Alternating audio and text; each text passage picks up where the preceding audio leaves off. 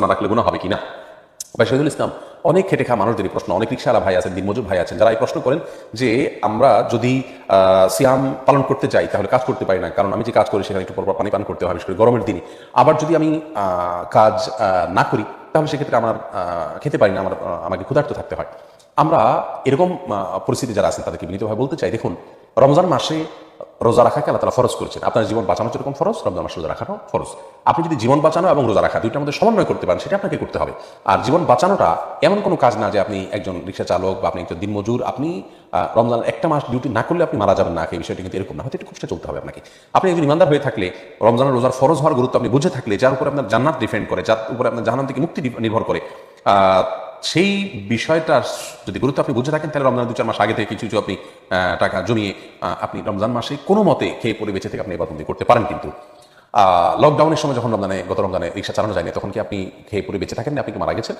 সেখানে যেভাবে আপনি নিজের জীবনকে রক্ষা করেছেন রমজান মাসে, সেভাবে রক্ষা করবেন, প্রয়োজনে ডিউটি না করে। আর চাইলে আপনি ডিউটি কম উপার্জন করে কোনো রকম চলে হলে আপনি রমজান রোজা রাখতে পারেন। আর চাইলে রাতের বেলা ডিউটি করে বা সন্ধ্যার সময় রিক্সা চালিয়ে, রিক্সা কথা বলছে, যারা রাতে ডিউটি করা সম্ভব, যে সমস্ত মানে প্রফেশনাল রাতে কাজ করা সম্ভব, তারা রাতে কাজ করে তারা দিন রোজা রাখতে পারেন। এক কথায় অনেক অপশন কিন্তু খোলা আছে। কেউ যদি চান সিরিয়াস হন যে আমি রোজা রাখবো, তার জন্য এটা কঠিন কোনো কিছু নয়। ধরুন আপনাকে বলা হলো যে তুমি 30 দিন পর্যন্ত দিনের বেলায় কোনো কিছু খাবে না, কোনো কিছু পান বা আহার কিচ্ছু করবে না, এবং বরং তোমাকে রিক্সা চালাতে হবে, এবং তুমি একজন নির্মাণ শ্রমিক হিসেবে তোমাকে সাধারণভাবে তোমার স্বাভাবিক কাজ চালিয়ে যেতে হবে, এবং কিছু খেতে পারবে না তুমি। বিনিময়ে তোমাকে রমজান শেষে 10 লক্ষ টাকা দেওয়া হবে। আমার তো মনে হয় যে কোনো শ্রমিক এই অজুহাত পেশ করবেন না যে আমার তো কষ্ট হয়, আমি পারবো না। সবাই বরং 10 লক্ষ টাকার অফার লুফে নেওয়ার জন্য যত কষ্ট হোক সবর করে করবেন।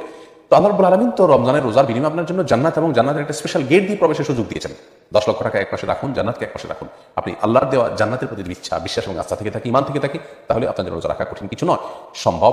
প্রয়োজনে একটু কষ্ট করে হলে আপনি করতে পারেন। হ্যাঁ, একটি এক্সেপশন বিষয় হলো যে আপনি রোজা রেখেছেন, প্রতিমধ্যে আপনি কাজ করতে করতে আল্লাহ না করুন এমন একটা পরিস্থিতির মধ্যে পড়ে গেছেন যে আপনি নিজেও কল্পনা করতে পারেন নাই, প্রচন্ড রকমের তৃষ্ণা, পিপাসা, বা এরকম একটা পরিস্থিতির মধ্যে পড়েছেন যে এই মুহূর্তে আপনি পানি পান না করলে আপনি মারা যাবেন, গলা শুকিয়ে গেছে, আল্লাহ মাফ করুন, এরকম লেভেলে হলে আপনি ভেঙে ফেলবেন, সেটি ভিন্ন কথা। কিন্তু ঠান্ডা মাথা রাখবেন না, এটি কোনো অবস্থাতে জায়েজ নাই।